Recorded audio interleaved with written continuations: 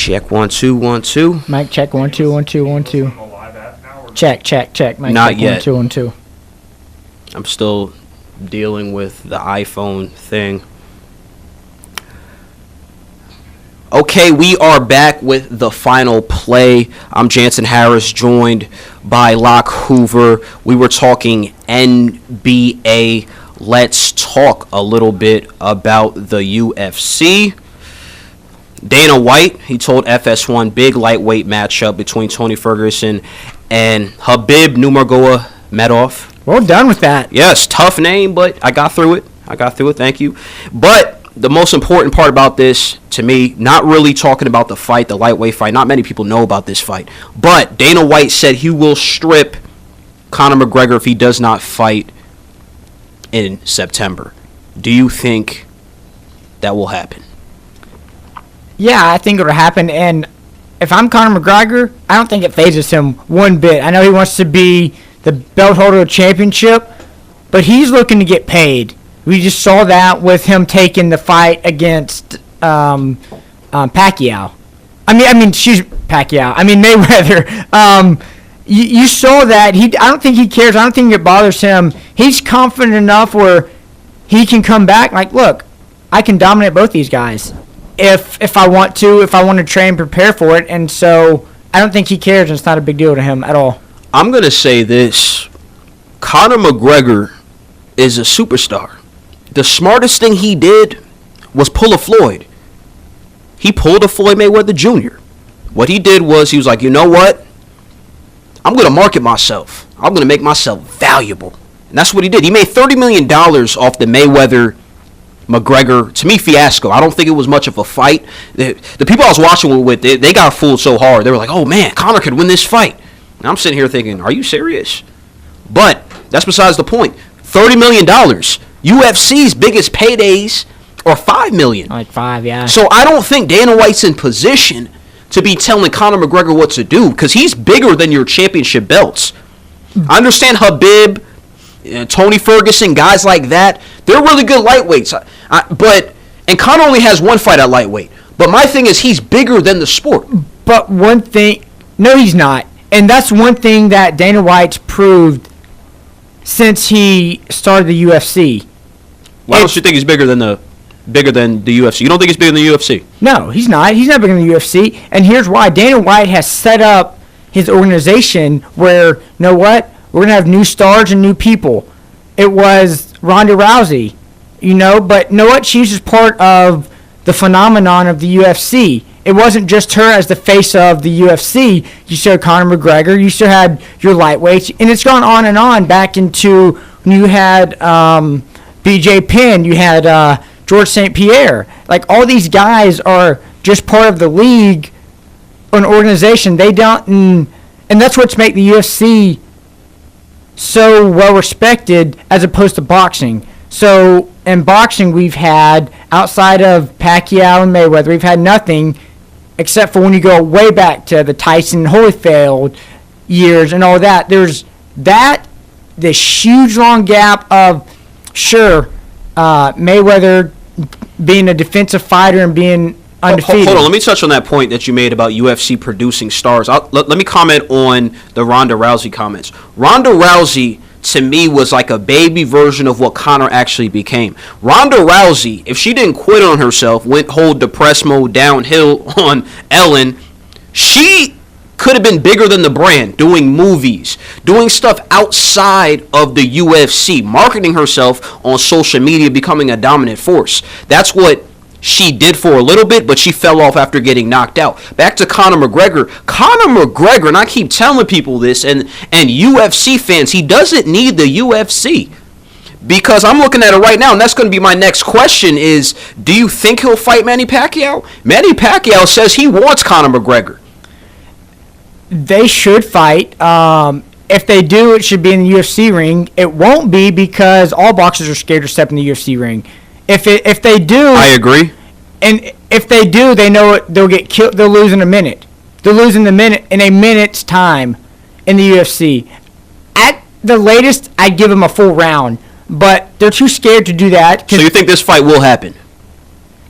No, I don't. I don't think. You don't think this fight will happen? I think if this fight happens, it makes sense. If this happens, it has to happen in the boxing ring. And I think Conor would be cool with it. I think Conor, does he have a chance? Heck no, he doesn't have a chance. But he'll be cool with making, in this fight, I think, a good $15 million. 10 more than he'll make in the UFC, where in the UFC, nothing but punishment and shortens your career, and you're one knockout away from not being the same fighter. And he has leverage. Why does he have leverage? Because guys like John Jones, who's huge, big star, taking nothing away from him. What does he do? He uses steroids. He consistently cheats, which means he's consistently suspended. And you got a guy like Brock Lesnar, don't get me started on him, was a cash cow, was a superstar in the WWE, comes to the UFC. What does he like to do as well? He likes to cheat. Conor McGregor, which is smart and makes him valuable, he doesn't cheat like that. He doesn't cheat, at least according to the rule books. So he is needed. So I think Dana White, if he wants McGregor to rush back to the UFC, which he could have rushed back by now, he needs to open up the pocketbook. He needs to open up and be like, look, $10 million a fight. I think he deserves $10 million a fight, or there's no point in going to the UFC. There's big fights in boxing people want to see with Conor McGregor involved. You're right about that. UFC is more exciting. Their fan base has grown. Boxing is a little dull. That's why they're trying to put it on TV. But at the end of the day, yes, for free. Free. They're interning fighting. That's how bad of a drop-off it is. Sorry. Yeah, it's fine. But I'm going with it is Manny Pacquiao's still a big name, still a big international name. And Conor McGregor, he's now a big social media guy. And I think that's why you got a Manny Pacquiao calling him out. I think somebody on his team's like, look, dude, we know you could beat him. He might not be the boxer, but he's almost going to be bigger than you because he's online. He talks crap. He's like an Irish Floyd, and people love boxers, fighters who talk crap and they could relate to. So I think Conor McGregor needs to call up Dana White and be like, you know what?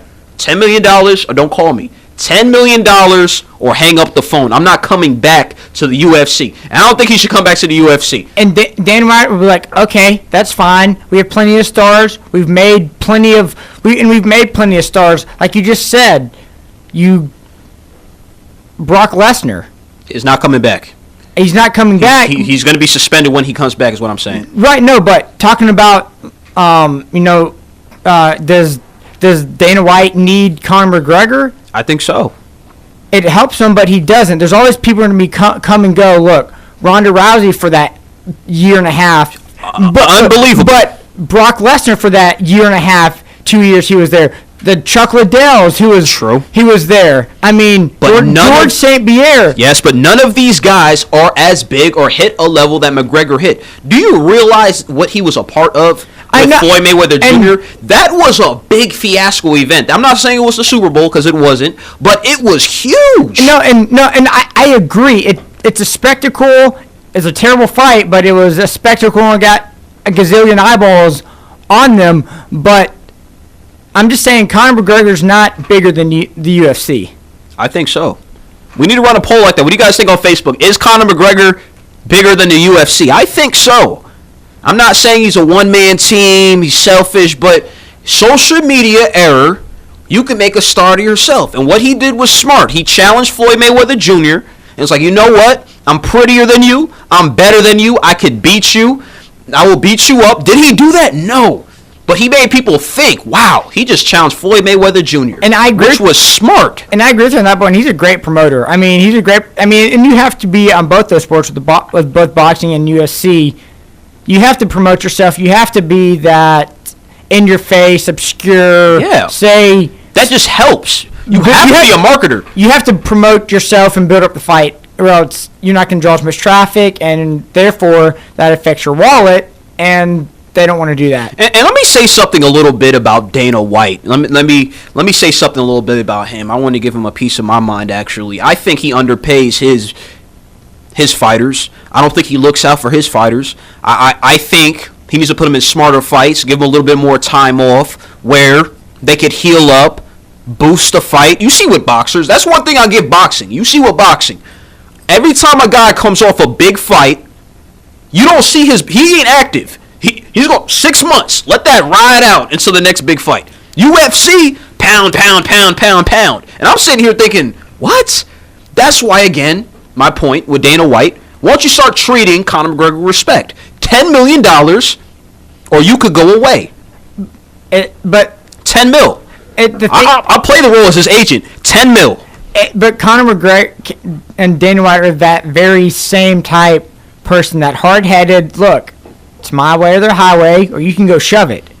I mean, they don't take a lot of ish from anybody. So they're like, look, this is how it's going to be or else. And both of them can each say, all right, that's fine. If you want to come back and be successful, come win another championship, come win another belt. What you said was successful. I'm going to tell you one thing. Belts, what do belts matter in boxing? Belts don't mean anything. I'm not going to lie, UFC, they built it the right way. Belts do mean something. But Conor McGregor is larger than life is what I'm saying. I was going to say, that's the problem with boxing. There's 700 different belts. For 8,000 belts. There's the American belt championship. There's the international belt championship. Speaking of that, that's a great transition right now. Let's speak about the IBF welterweight champion, Errol Spence. He's going to be fighting this weekend against Lamont Peterson. Big fight in New York. Errol Spence, big favorite to win this bout. It's going to be in the Barclays Center. Do you think Lamont Peterson has a chance? I know you're not a big boxing guy, but who you got in this fight? I know you watched a little tape on Errol Spence.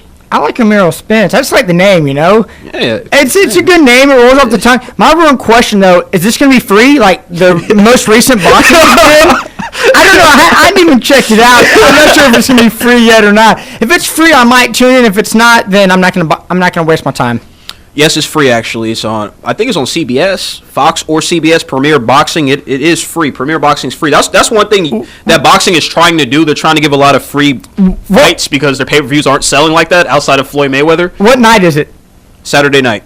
As in this Saturday. Yep, tomorrow. Oh, that wasn't on your radar, was it? I'm not gonna be watching. Sorry. I'm gonna be honest. I'm not gonna be watching. Are you gonna tune in? I'm gonna tune in. I'm not gonna lie. I already know what's gonna go down. I know Errol Spence is gonna retain his belt. Probably knock out Lamont Peterson. Lamont Peterson is a decent fighter.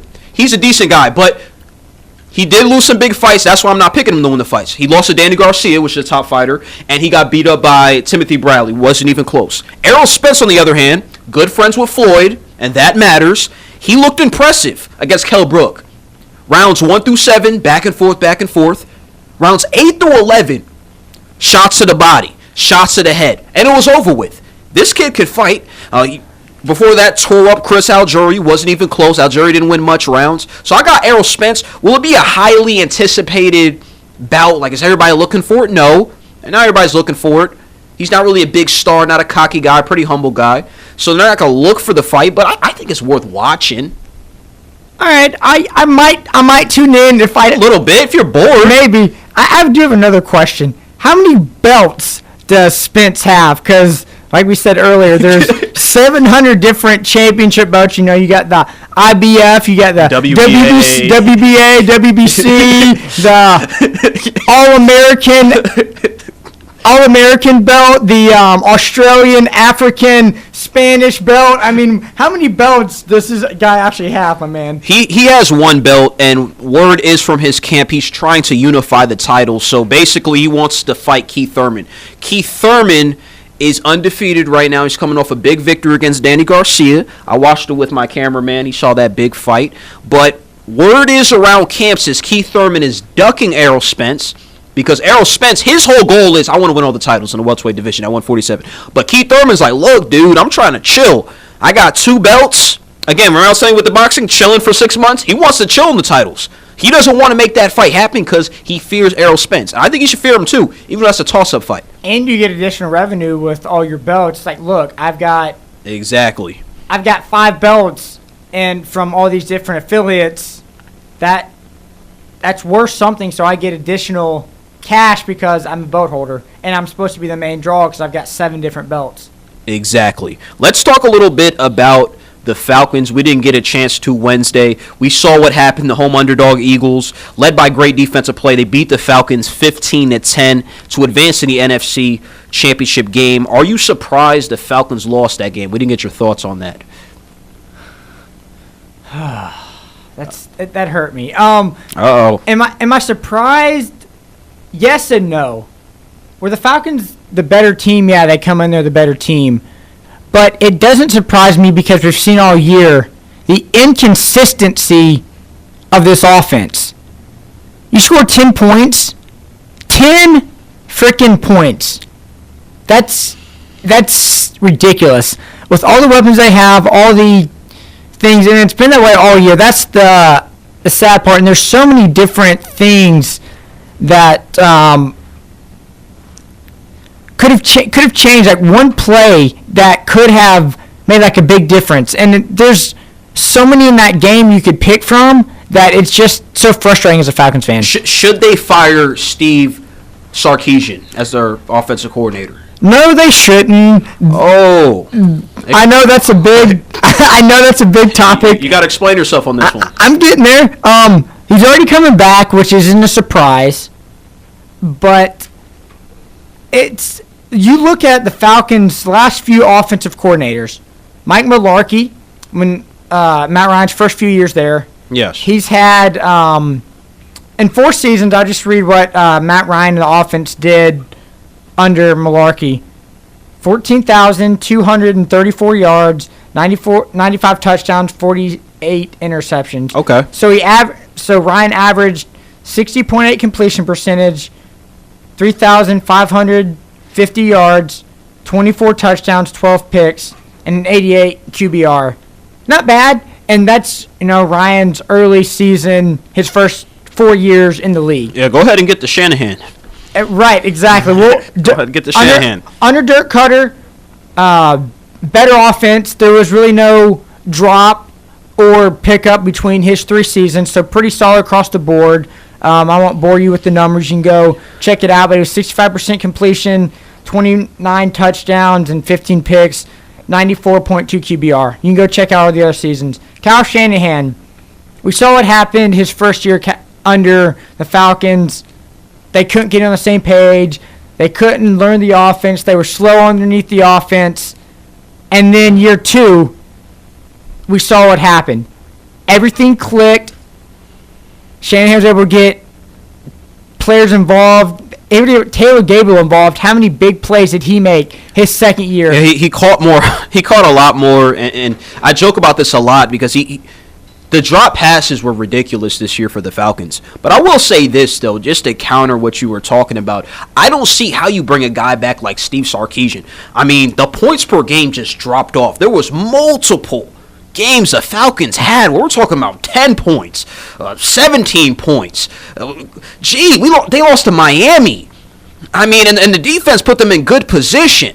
This guy can't come back. And I'll tell you this, if he comes back, Dan Quinn, that seat's going to be warm.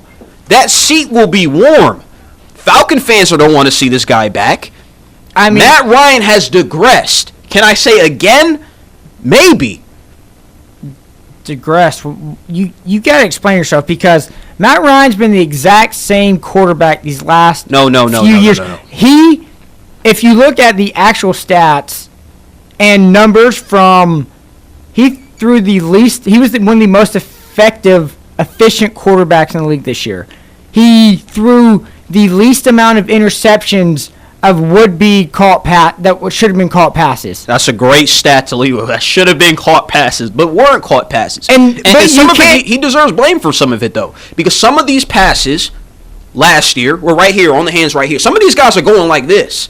They have to go a little bit back. I'm just saying. You're blaming the dropped butt interception on Matt Ryan, where Marvin Hall cuts across the middle, hits him in the bad spot, hits him in the hands, bad spot. It drops on the butt of the player, and Marvin Hall just looks at it, and there's an interception. That's on Matt Ryan. The drop pass that Julio... That was a hell of a play. That Julio Jones was wide open for in Carolina. Where'd it go? Straight through the bread basket. That's on Matt Ryan. That's a game-winning touchdown to Julio to beat Carolina. What I'm saying is, you named 2 plays right there. You named 2 plays, and that's not Matt Ryan's fault. Here's my next question. They saying it's a priority. Thomas Dimitroff, their general manager, he says it's a priority for them to give Matt Ryan an extension. Do you think they should give him an extension? I'm saying 2 years, possibly. Tops for me. I'd give Matt Ryan a 2-year extension.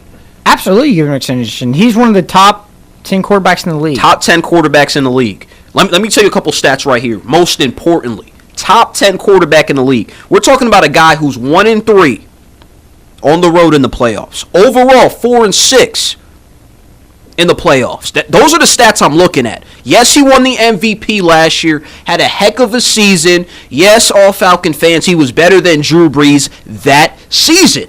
But Matt Ryan, to me, is an okay quarterback. I'm not saying don't sign him. I say give him the 2 years. But to put 5 years back on him, I don't think that's necessary. I don't think you give him a big deal like that. I don't, especially if you want to keep Steve Sarkisian, I don't think you make that move. Sign him anything more than 2 years.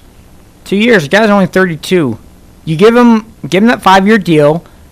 Like I said, once again, he's one of the top 5, probably top 10 quarterbacks in the league. I thought you were about to say top 5. Top 10 to me is debatable. It depends on the day. It depends on the season and the day. How I'm feeling when I wake up. He could be close to top 5 quarterback. Breeze, Rodgers, Brady. Who else? I'll throw Roethlisberger above him. He has his inconsistent times too. He's on Phillip Rivers' level. Sure, if you want to throw Roethlisberger, okay, because you got a championship. That's fine. Who's number 5? Russell Wilson, I'll throw him above him.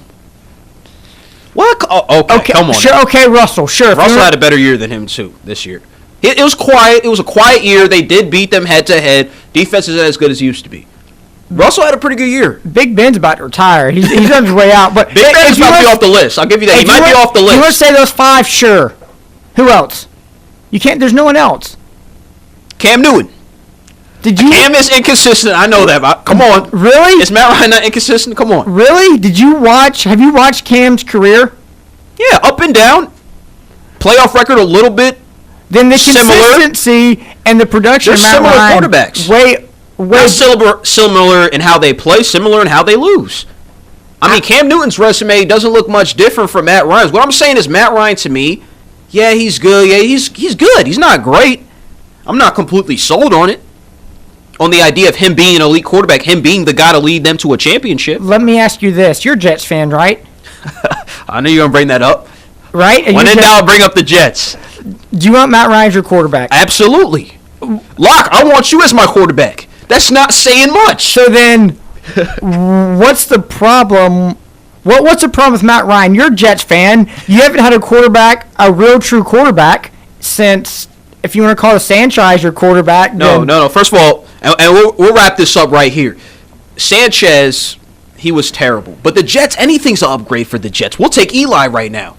And that's the debate, too. I mean, if you look at all their careers, you could put Eli above Matt Ryan, just the stuff he's done in the past. Career-wise, yeah, sure, but we're getting paid. You're getting paid for what you're going to do. Yeah, absolutely. The Vikings, let's talk about that. Let's talk about the Vikings last play of the game, 61-yard touchdown pass to Stephon Diggs real quickly. What were your thoughts on that big play? We didn't get it Wednesday, so we need to get out of you today, quickly. I just laughed. I was like, oh, that was funny. That was real funny. All these Saints fans and want to make fun of the Falcons for the blowing the Super Bowl, which is obviously totally different spectrum. But they want to make a big deal, which it is a big deal. But then for that to go into happen to them, it's like, know what? Suck it, Saints. Extremely embarrassing. That's what I was thinking. I was like, wow. Because I was watching the game with Viking fans, Saint fans. The Saint fans felt so good after Drew Brees let them down the field. You see, Drew Brees did it again. Drew Brees did it again. And then the look on their face was like, wow, we just lost like that. Me, I was proud to be a Jets fan that day. I'm like, you know what, the Jets, I know what to expect. They're going to be bad. But the Saints, to me, I was thinking, wow. Rookies, mistakes, all those young guys in the secondary. I guess that's what happens. I don't know what type of prevent defense that was. If you tackled them inbounds, the game would have been over. You just sit there and just shake your head like, how?